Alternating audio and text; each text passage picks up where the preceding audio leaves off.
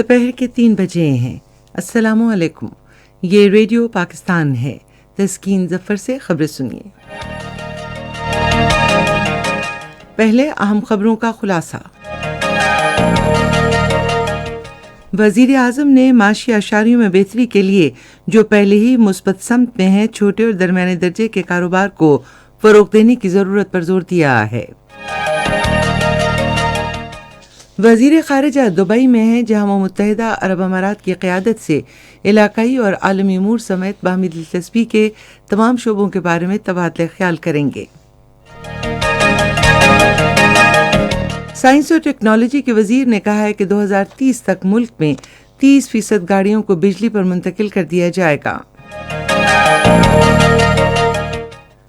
अक़वाम मुत्तहिदा की general assembly ने नौआबादियाती, बैरूनी और गैर मुल्कियों के कब्जे से मुतासर अफराद को हक़ खुद इरादियत देने से मुतालिक पाकिस्तान की सरपरस्ती में पेश की गई करारदाद की मुतफ़िक़ा मंजूरी दी है। जम्मू कश्मीर पीपल्स एसोसिएशन के चेयरमैन ने भारत के गैर कानूनी ज़ेर कब्ज़ा जम्मू कश्मीर में फ़ौजी कॉलोनियों के क़याम पर गहरी तशवीश ज़ाहिर की है। और पाकिस्तान क्रिकेट बोर्ड ने न्यूजीलैंड के खिलाफ T20 सीरीज़ के लिए 17 रुकनी टीम का ऐलान किया है। और अब खबरें तफसील से। वज़ीर आज़म इमरान खान ने माशी अशारियों में बेहतरी के लिए जो पहले ही मुस्बत समत में हैं, छोटे और दरमियाने दर्जे के कारोबार को फ़रोग देने की ज़रूरत पर जोर दिया है। वो आज इस्लामाबाद में छोटे और दरमियाने दर्जे के कारोबार के बारे में कौमी राब्ता कमेटी के इजलास की सदारत कर रहे थे।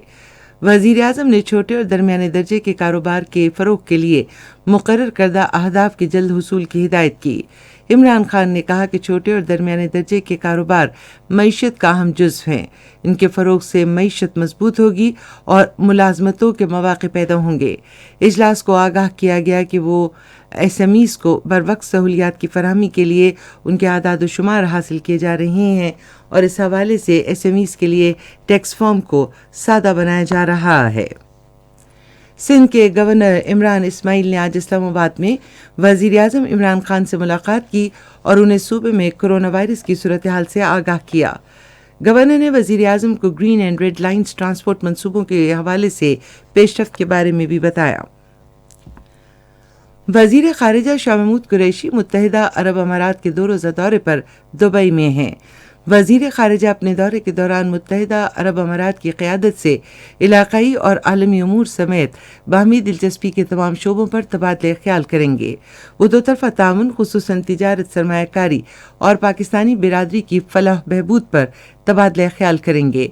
वो पाकिस्तानी बिरादरी से मुलाकात और मकामी और आलमी ज़राए इब्लाग़ से बातचीत भी करेंगे।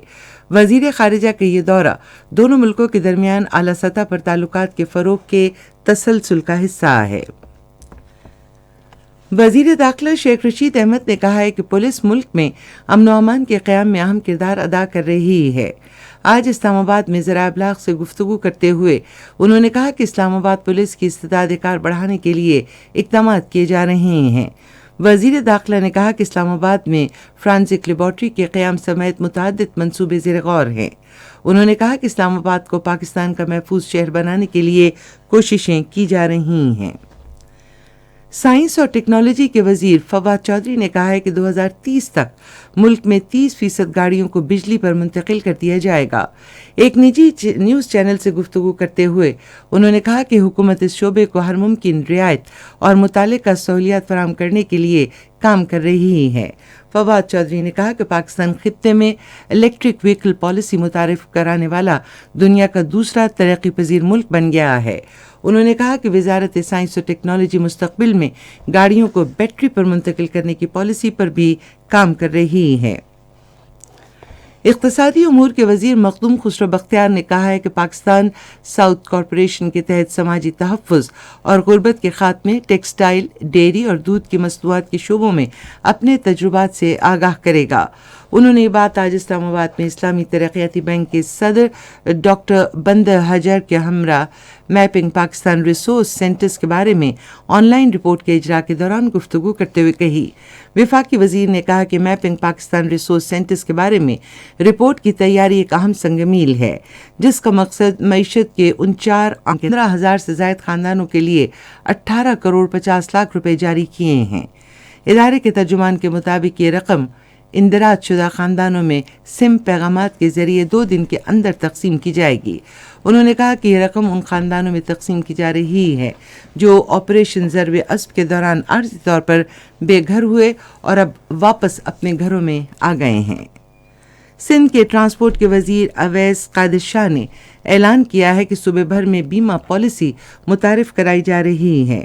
صحافیوں سے گفتگو کرتے ہوئے انہوں نے کہا کہ حادثات کی صورت میں ورثاء اور متاثرین کو معاوضہ دیا جائے گا اور اس حوالے سے جلد قانون سازی کی جائے گی۔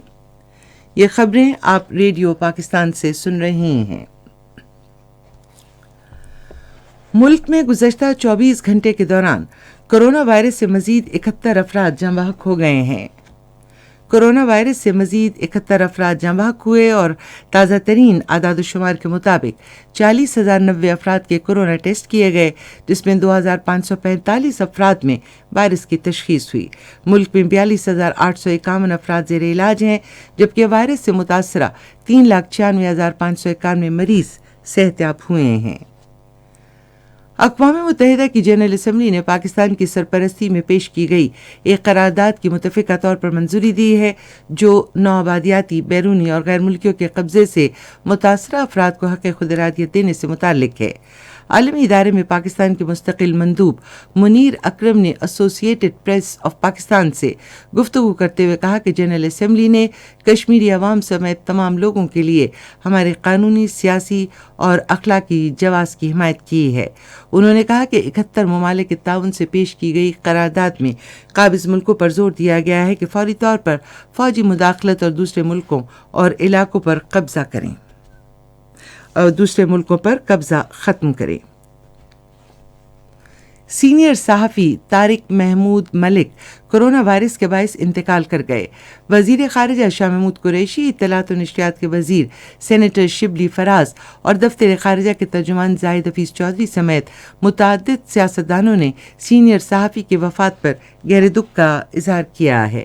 انہوں نے کہا کہ طارق محمود کی وفات ذرائع ابلاغ اور صحافتی برادری کا ناقابل تلافی نقصان ہے۔ جموں اینڈ کشمیر پیپلز ایسوسی ایشن کے چیئرمین عاقب وانی نے بھارت کے غیر قانونی زیر قبضہ جموں کشمیر میں فوجی کالونیوں کے قیام کے لیے بھارت کی جانب سے زمین کی نشاندہی کرنے پر گہری تشویش ظاہر کی ہے۔ جموں سے جاری ایک بیان میں انہوں نے کہا کہ قابض انتظامیہ نے سابق بھارتی فوجیوں کی کالونی کے قیام کے لیے بٹگام میں 200 کنال اراضی کی نشاندہی کی ہے۔ انہوں نے کہا کہ مودی کی سربراہی میں بھارتیہ جنتا پارٹی کی حکومت کی جانب سے فوجی کالونیوں کے حوالے سے گھناؤنی سازش کا مقصد بھارت کے غیر قانونی زیر قبضہ جموں کشمیر میں مسلمان اکثریتی آبادی کا تناسب تبدیل کرنا ہے۔ انہوں نے کہا کہ بھارتی حکومت غیر قانونی زیر قبضہ جموں کشمیر میں بے گناہ لوگوں کے خلاف جنگ کر رہی ہے۔ انہوں نے دنیا سے اپیل کی کہ وہ نریندر مودی کی زیر قیادت بھارت کی فسطائی حکومت کے مذموم عزائم اور گھناؤنی سازشوں کا نوٹس لیں۔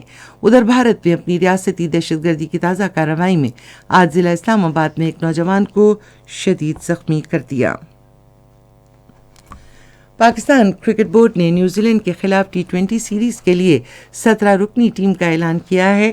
شاداب خان ٹیم کی قیادت کریں گے کیونکہ زخمی ہونے کے باعث بابر اعظم کو T20 سیریز کے لیے ٹیم میں شامل نہیں کیا گیا۔ موسم محکمہ موسمیات کی پیشگوئی کے مطابق آئندہ 12 گھنٹے کے دوران ملک کے بیشتر علاقوں میں موسم سرد اور خشک، جبکہ شمالی علاقوں اور شمالی بلوچستان میں انتہائی سرد رہے گا۔ تاہم پنجاب کے میدانی علاقوں اور بالائی سندھ میں رات کے اوقات میں دھند چھائے رہنے کا امکان ہے۔ آج ریکارڈ کیا گیا بعض شہروں کا درجہ حرارت: اسلام آباد اور Peshawar 17 degree centigrade, Lahore 14، Muzaffarabad 13، Karachi 21، Rawalakot 10، Quetta اور مری 8 اور Gilgit 9 degree centigrade. Bharat کے غیر قانونی زیر قبضہ جموں کشمیر کے بارے میں محکمہ موسمیات کی پیشگوئی کے مطابق سری نگر، اننت ناگ، شوپیاں، پلوامہ، لیہ، بارہمولہ میں انتہائی سرد اور خشک، جبکہ جموں میں سرد اور خشک رہنے کا امکان ہے۔ آج صبح ریکارڈ کیے گئے درجہ حرارت سری نگر، بارہمولہ اور پلوامہ 0، جموں 15، لے -8، اننت ناگ اور شوپیاں 1 ڈگری سینٹی گریڈ۔ اس کے ساتھ ہی خبریں ختم ہوئیں۔ مزید خبروں اور تجزیوں کے لیے ہماری ویب سائٹ ہے radio.gov.pk اور فیس بک کے link radio Pakistan news official پر براہ راست ویڈیو سٹریمنگ بھی آپ ملاحظہ کر سکتے ہیں۔